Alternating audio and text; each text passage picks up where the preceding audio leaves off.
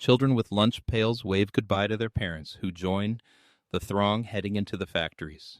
The streets hum, with the sound of bicycles rattling over cobblestones, and the sky glows with the promise of a new day. Inside the factory gates, men and women in overalls and aprons steel themselves for hours of hard work ahead. Posters on walls show clocks with long hours, and a calendar marks the year, 1886. Sweat drips from brows, and hands move quickly to keep up with the relentless pace of the machines.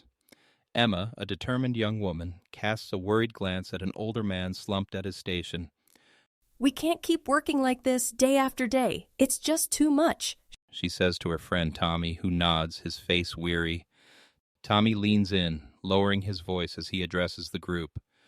"What if we stood together and asked for better hours? 8 hours of work, 8 for rest, and 8 for what we will," he proposes. Murmurs ripple through the group, some eyes widen with fear, others with determination. "It's time we make our voices heard," Emma agrees, her fist clenched in resolve. Children watch from windows above as the workers march down the main street, their voices rising in a chorus. Mr. Griggs, the factory owner, stands at his office window, frowning as the crowd gains momentum. "We want fair hours and fair pay. We are not machines," Emma calls out, her voice echoing over the square. The protest swells with emotion, the air charged with hope and uncertainty. Police arrive, tension rising as they confront the peaceful crowd. Tommy grabs Emma's hand, fear flashing in his eyes. "No matter what happens tonight, promise we'll keep fighting for what's right," he whispers.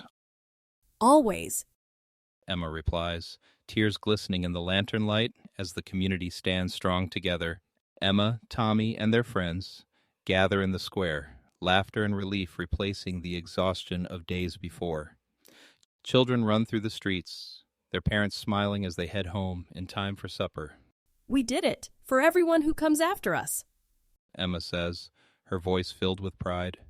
The scene fades to a mural of workers united, reminding all who pass of the courage and sacrifice behind Labor Day.